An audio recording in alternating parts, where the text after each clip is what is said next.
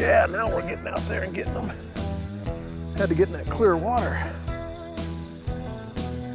Oh, that's a good one. Little rainbow lake bass. Come on, buddy. Well, maybe they're on the rocks. Oh, I barely got him.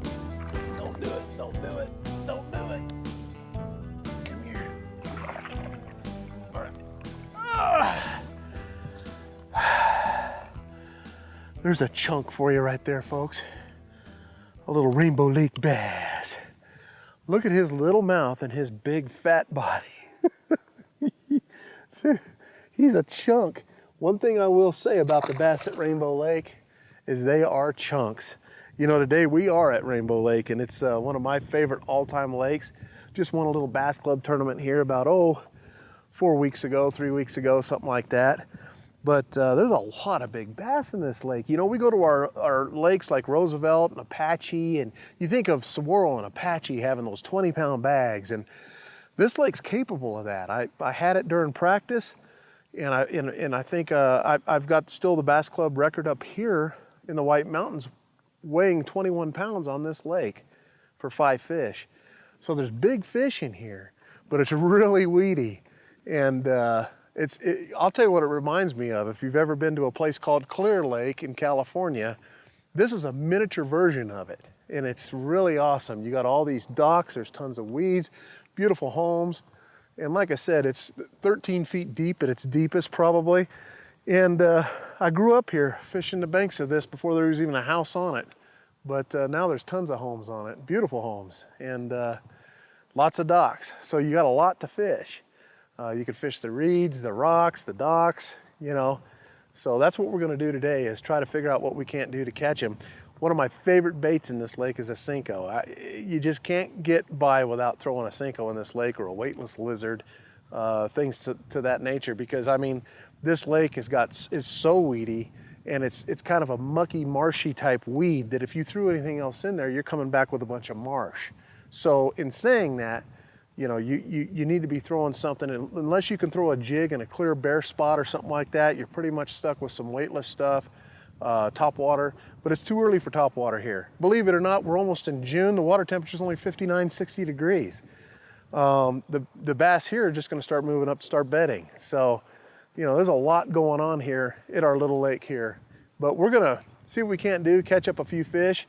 It'll give me a chance to practice a little bit about maybe what I can do for Clear Lake. I'll tell you what, if you love dock fishing, this is the place to come, because you can really learn how to skip under docks and practice your casting that way. Because I'll tell you what, you know, learning how to fish these docks means a lot on a lake that's just full of docks like this. Understanding what the bass hang out around, which kind of dock. You know, early in the spring, I like docks with a little black plastic on them underneath holding them up, because that black plastic from the sun actually warms up the water right there, and they kind of get up there and sun themselves. You can see them. And then come summertime, then you can go to your foam docks and things like that. But, you know, little tricks to the trade like that help you catch fish on this lake, and hopefully we can catch them today. I know right now we just caught one off a point, off a rock, and we're gonna try to fish some of this rock. Bass love to spawn around the rocky type stuff, and it's kind of got a sandy bottom there, a little rocky. And so we'll just kind of toss around. It's a cloudy, windy day today. It's supposed to be 20-mile-an-hour gusts. We'll see what we can get done before it gets too bad. Got him. We got him. Oh, you had a very big one. Little male bass up there on the rocks.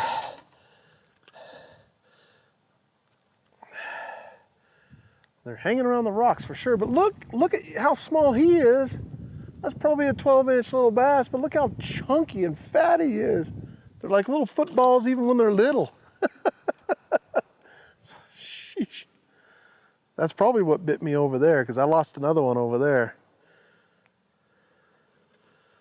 Rigging this thing up weedless. You know, I don't do too much wacky style on this lake because of the weeds.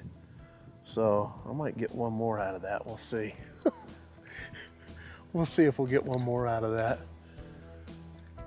A lot of times you can throw back out there. That's one thing about this time of year. You catch a little fish like that, don't be afraid to throw back in that spot again, because you might catch the bigger one that's with it.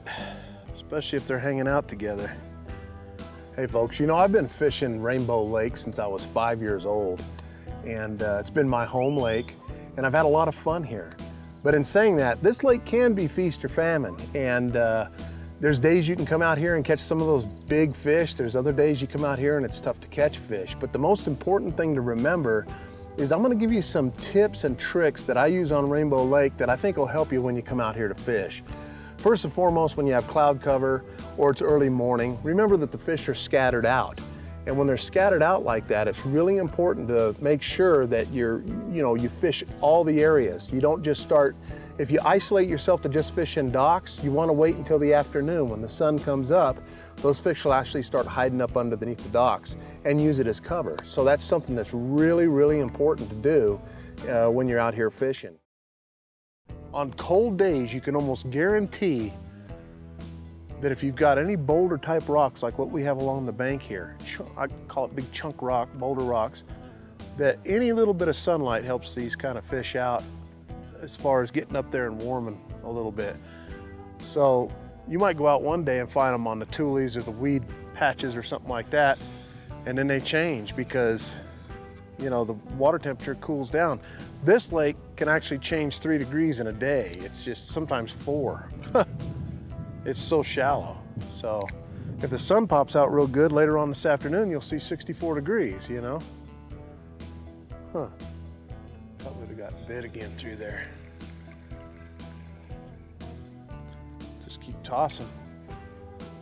What I'll do when I'm fishing by myself is I'll just find myself just tossing 4 or 5 feet down, 4 or 5 feet down, 4 or 5 feet down, and covering that bank pretty good. Got him. He was running with it. Oh, that's not a bad fish either. Not a giant, but right up against those rocks. All right, come on, buddy. Come on. Where's your mama at? Oh! That's the one cool thing I will say about using that Nanofill line is, man, you can watch your line just start taking off and it's the fish. It's so cool to watch your line.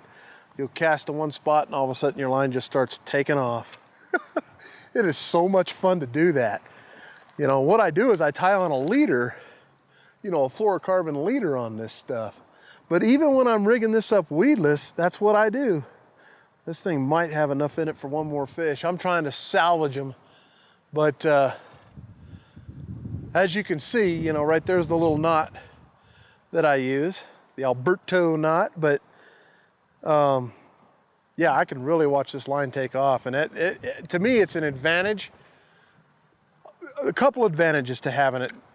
One of them is when you're letting your line lay across the water, a lot of times if the fish picks up on it, you don't see it taking off, they'll swallow the bait.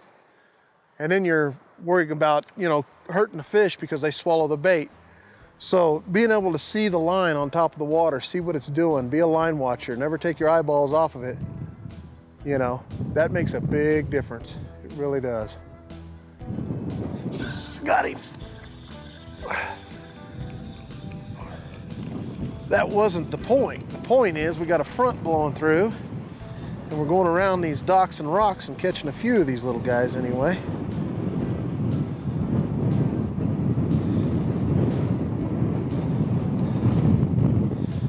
You'll catch a lot of fish like this in here, but make no mistake, there's some big fish in there.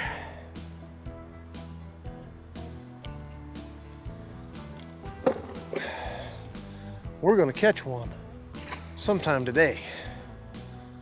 I think what's happening is we're getting a lot of those males. Like I told you before, it's that time of year where the males will move up, start making the beds, and I think we're hitting a lot of this shallow stuff where those males are sitting. And that's what we're catching.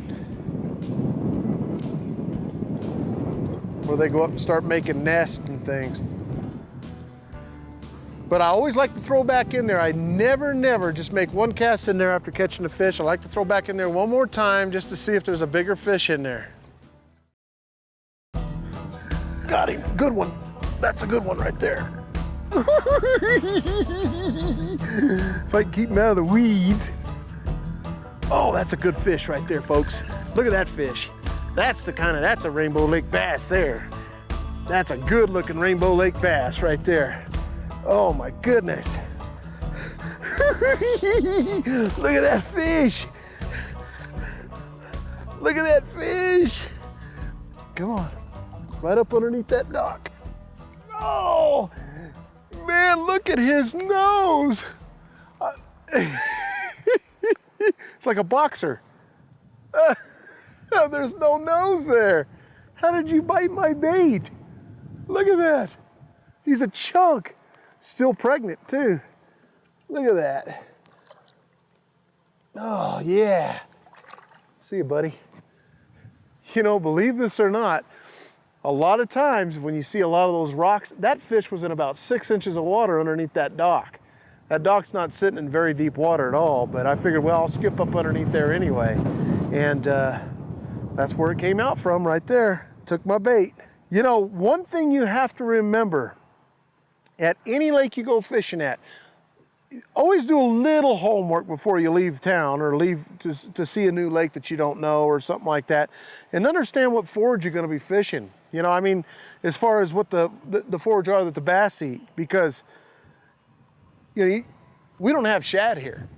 You know, you've got bluegill, you've got trout, you've got frogs, you've got crawdads, bass minnows, bullhead, things like that. So when you think about that, you know, start going with your darker colors, your greens, your green pumpkins, your watermelon, your blues, things like that. We also have the dragonflies and things like that, but that's not until the summer starts kicking up really good. But so it's really important to make sure that you use the right colors when you come to these lakes, because a lot of folks will come up here and they'll go out. You know, I've seen people throw, you know, the A-rig. It's not that you're not going to catch fish on it, but you know, you'll probably be better off throwing something like this or a frog or something that's a little bit more natural to the fish that they're used to seeing, you know. But without a doubt, that fish couldn't have been hanging in more than 6 inches of water underneath that dock right there, because I tossed all the way to the back. And that's the thing, is being able to skip is huge, because I skipped underneath the hole in that dock all the way back in there, and that's where I caught that fish. So something for you to think about on your next trip is, especially if you're fishing docks, is get a little bit more accuracy on your cast, because you'll need it when you're fishing something like this, an area like this. Okay, now when you start to fish the docks, when the sun comes up and you're gonna fish those docks, remember, always hit the front of the dock first.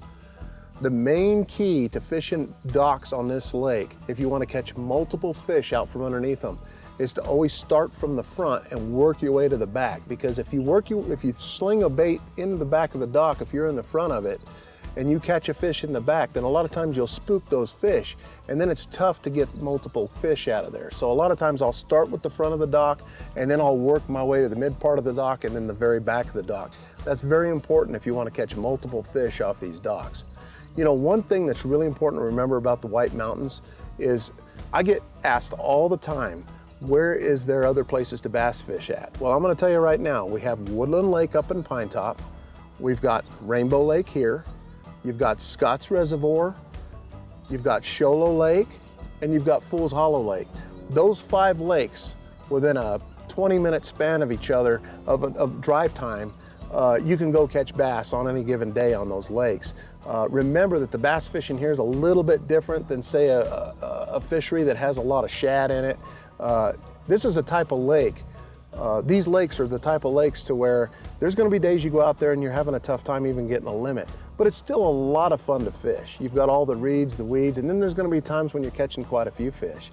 So, you know, things like that to remember when you come up here to the White Mountains. Just remember that, you know, it's going to be one of those types of fisheries that you're going to have to work for the fish, because they're really highly pressured. These are small lakes, a lot of boats on them, a lot of people fishing for the same species, and so you got to put your thinking cap on and do the tricks I'm telling you with the dock fishing. And I'm telling you right now, that'll help you a bunch in catching more fish than just one off each dock if you get to that area. One other thing to remember, during the heat of the summer, and I know it doesn't get very hot here, but still the waters are shallow, the waters still warm up quite nicely. And what I'm saying is during the early spring, we want to hit the black docks. Remember, with the black plastic, it warms up quicker. With the sun hitting it, those fish will move up under there where they can warm themselves. Come summertime, that's when you want to start hitting your foam docks, the white foam docks. Docks like that, the wood docks will carry a lot of fish in those particular areas for cover versus the black docks, because then those get way too hot underneath, and the bass just don't seem to hang out under there as much. So little tricks like that will help you a lot when you come to our little lakes up here, and you will catch fish.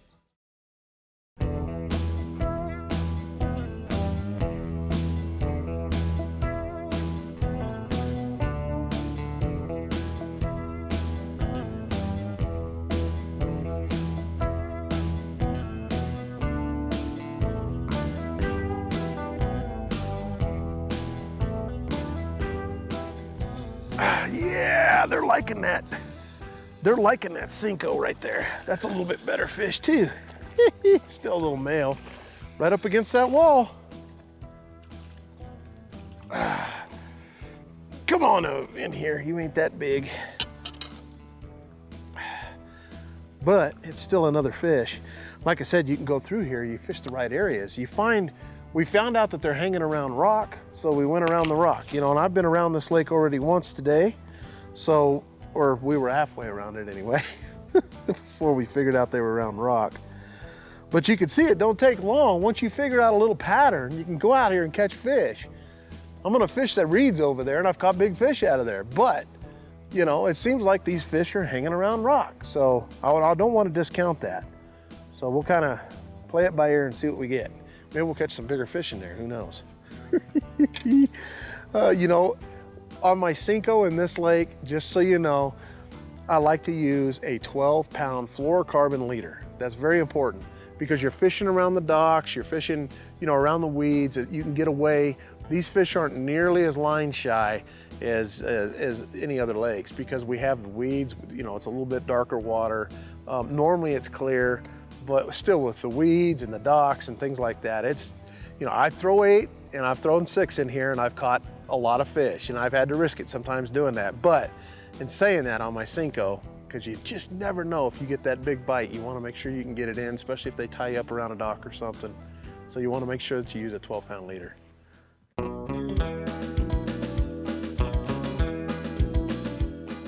We've just put our batteries on the charger, but the thing is, for my tip of the week, one thing I want to tell you, a little secret that I've been told by some of the people in the industry with the battery chargers, is that a lot of times your battery charger, when it reads green when you've left it overnight and it says that it's fully charged, usually it's only about a 95% charge. I was told if you unplug it for about an hour and then come back and plug it back in, it'll fully charge the rest of that 5% and you'll be good to go with 100% batteries. That's my tip of the week.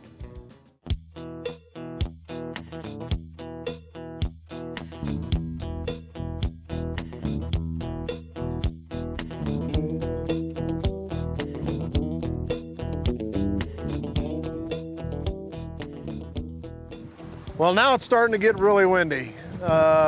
This lake can get pretty unbearable because it's wide open, and there's a few spots we could get into, but we're looking at 40-mile-an-hour gusts today, and it's coming right now. So we're gonna get off the lake, but tell you what, try Rainbow Lake. If you live in the valley or Tucson or areas that are hot, and you wanna come up here and visit during the summer, beautiful weather normally. Thanks for joining us on the water. We'll see you next week. I'm Johnny Johnson.